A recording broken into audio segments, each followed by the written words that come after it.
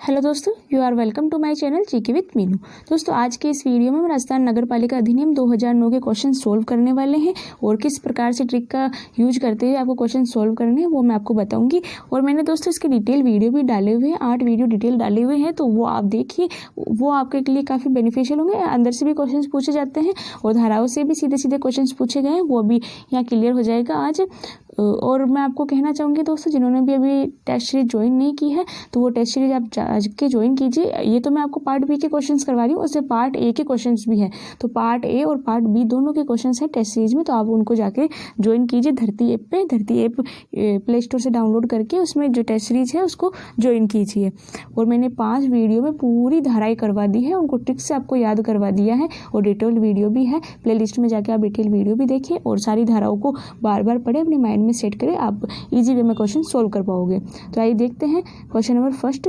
राजस्थान नगर पालिका एक्ट 2009 के बारे में निम्न कथनों पर विचार कीजिए। तो पहला कथन है, राजस्थान नगर पालिका एक्ट 2009 11 सितंबर 2009 को बना। तो ये सही है, 11 सितंबर 2009 को बना है राजस्थान नगर पालिका एक्ट। फिर दूसरा कथन है, राजस्थान नगर पालिका एक्ट 2009 पूरे राजस्थान में लागू है। तो जो मैंने डिटेल वीडियो करवाए हुए हैं उनमें मैंने आपको बताया कि पूरे राजस्थान में लागू नहीं है, ये छावनी क्षेत्रों को छोड़कर पूरे राजस्थान में लागू है। तो छावनी क्षेत्र इसमें सम्मिलित नहीं है। तो इसमें हमारा जो राइट आंसर है वो केवल एक कथन सही है, ये हमारा राइट आंसर हो जाएगा। और इसमें एक और बात मैं आपको बताना चाहूँगी, ये बना तो 11 सितंबर 2009 को है, लेकिन लागू ये 15 सितंबर 2009 को हुआ। तो क्वेश्चन आपको इस तरह भी पूछा जा सकता है कि ये राजस्थान नगर पालिका एक्ट 2009 कब लागू हुआ। तो ये 15 सितंबर को लागू हुआ है और 11 सितंबर को बना है। नेक्स्ट क्वेश्चन, पूर्ण संख्या या कुल संख्या से क्या तात्पर्य है। तो पूर्ण संख्या या कुल संख्या से तात्पर्य है मनोनीत सदस्यों को छोड़कर सभी सदस्य, क्योंकि मनोनीत सदस्य जो है मतदान में भाग नहीं लेंगे। बैठकों में तो भाग ले सकते हैं लेकिन मतदान में भाग नहीं लेंगे। और ये मनोनीत सदस्य 3 हो सकते हैं या फिर निर्वाचित सदस्यों का 10% ये हो सकते हैं। तो इसमें हमारा राइट आंसर है मनोनीत सदस्यों को छोड़कर सभी सदस्य। और इसे मैंने डिटेल वीडियो में करवाया हुआ है दोस्तों आपको, तो आप डिटेल वीडियो भी देखें। नेक्स्ट है, नगर पालिका की संरचना में सम्मिलित होते हैं। तो सबसे पहले तो हम देखते हैं ये संरचना कौन सी धारा में है। तो मैंने आपको याद करवाया था कि मैं आपकी रचना छूँ, तो रचना, संरचना और छू से 6 आपको याद करना था। तो ये धारा 6 में है संरचना के बारे में। तो इसमें क्षेत्र का विधायक शामिल होगा, नगर पालिका प्रशासन का विशेष ज्ञान रखने वाले व्यक्ति शामिल होंगे जिनको मनोनीत कहा जाता है, क्षेत्र का सांसद शामिल होगा, तो सभी इसमें शामिल होंगे। तो हमारा राइट आंसर उपरोक्त सभी। नेक्स्ट क्वेश्चन, राज्य सरकार राजपत्रक में प्रकाशित अधिसूचना के द्वारा निम्न में से किन प्रदत्त शक्तियों का प्रयोग करते हुए नगर निकायों का गठन कर सकती है। तो इसमें भारतीय संविधान के अनुच्छेद 243 थे, इंग्लिश में क्यू भी लिख सकते थे को। राजस्थान नगर पालिका अधिनियम 2009 की धारा 3 में है नगर पालिकाओं का परिसीमन। मैंने आपको याद करवाया था, टीना को परी की ड्रेस पहनाई थी हमने, तो टीना से 3 और परिसीमन, तो धारा 3 में परिसीमन के बारे में। तो इसमें उपरोक्त दोनों ही नियमों के आधार पर, दोनों ही धाराओं के आधार पर जो है नगर निकायों का गठन कर सकती है राज्य सरकार। तो हमारा राइट आंसर है उपरोक्त दोनों। नेक्स्ट क्वेश्चन, नगर पालिका क्षेत्र घोषित किए गए क्षेत्र में एक से अधिक ग्राम पंचायत को शामिल किए जाने पर किस ग्राम पंचायत के सरपंच, उप सरपंच को नगर पालिका घोषित किए गए क्षेत्र का अध्यक्ष, उपाध्यक्ष नियुक्त किए जाने के संबंध में असत्य कथन है। तो असत्य कथन को हमें छांटना है। पूर्ण ग्राम पंचायत के सरपंच को अध्यक्ष बनाया जाएगा, सही है। आंशिक ग्राम पंचायत के उप सरपंच को उपाध्यक्ष बनाया जाएगा, ये गलत है।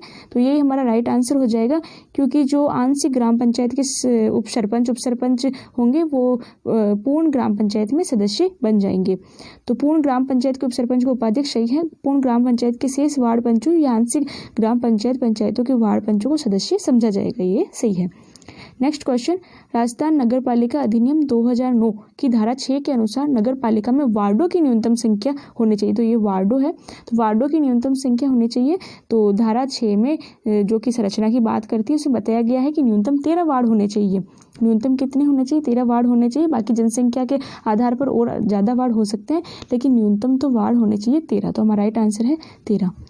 नेक्स्ट क्वेश्चन, नगर पालिका का वार्डों में विभाजन किस धारा के अधीन होता है। तो मैंने आपको याद करवाया था, 9 वार्डों में विभाजन मत करो, 9। तो 9 धारा 9 में क्या है, वार्डों के विभाजन के बारे में है। नेक्स्ट क्वेश्चन, राजस्थान नगर पालिका अधिनियम 2009 की धारा 3 के अनुसार वृहद शहरी क्षेत्र नगर निगम के गठन के लिए कृषि से भिन्न क्रियाकलापों में नियोजन का प्रतिशत होना चाहिए। तो ये नगर निगम क्षेत्र है, तो नगर निगम क्षेत्र में तो क्रियाकलाप कृषि वाले तो वैसे ही कम होंगे, तो अन्य जो क्रियाकलाप है वो ज़्यादा होंगे।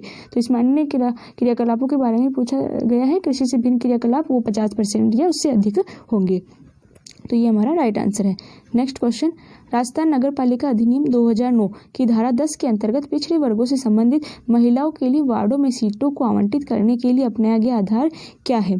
तो इसमें ऑप्शन से विभिन्न वार्ड का आवर्तन यानी रोटेशन से करना, सेवानिवृत्ति पर उत्पन्न रिक्त पद, आनुपातिक प्रस्तुतिकरण, इनमें से कोई नहीं। तो इनमें से कोई नहीं, ये तो नहीं होगा, आनुपातिक प्रस्तुतिकरण भी नहीं होगा, सेवानिवृत्ति पर उत्पन्न रिक्त पद ये भी नहीं होगा। तो ये जो विभिन्न वार्ड का आवर्तन है या रोटेशन से करना है, ये हमारा राइट आंसर है, क्योंकि जो पिछड़े वर्गों का है तो इसमें रोटेशन के आधार पर महिलाओं को जो है सीटें आवंटित की जाएगी। तो हमारा राइट आंसर है विभिन्न वार्ड का आवर्तन। नेक्स्ट क्वेश्चन, नगर पालिका की स्थापना और निगमन की जाती है। तो मैंने आपको याद करवाया था कि 5 लोग आए थे, उन्होंने नगर पालिका की स्थापना की थी, उद्घाटन किया था, फीता काटा था। तो नगर पालिका की स्थापना किसने की थी? 5 लोगों ने की थी। तो हमारा राइट आंसर हो जाएगा 5। तो दोस्तों मैंने आपको धाराएं याद करवाई है, उनमें से आप ट्रिक से याद करके किस प्रकार से क्वेश्चन सोल्व कर सकते हो। तो ये आप देख रहे हो क्वेश्चन फटाफट से सोल्व हो रहे हैं हमारे। तो आप सारी धाराओं को 2-3 बार देखिए, अपने माइंड में सेट करें, आपको ईजी वे में आप क्वेश्चन सोल्व कर सकते हो। अब नेक्स्ट क्वेश्चन है, राजस्थान नगर पालिका अधिनियम 2009 की वे कौन सी धारा है जो गलत घोषणा के बारे में बताती है? तो मैंने आपको याद करवाया था 15 झूठी घोषणाएं मत कर, 15 झूठी घोषणाएं मत कर। तो झूठी घोषणाएं किसमें? धारा 15 में। नेक्स्ट क्वेश्चन, राजस्थान नगर पालिका अधिनियम 2009 की धारा 15 के अंतर्गत झूठी घोषणा करने वाले व्यक्ति पर कितनी दंडराशि अधिरोपित की जाती है? तो 15 में लास्ट में क्या है? 5 दिया हुआ है, तो 5 के 3 जीरो लगा दो, 5000 हो जाएगी। अधिकतम तो 5000 हो जाएगी और न्यूनतम हो जाएगी 2000। तो 2 से 5000 तक का जुर्माना लगाया जाता है।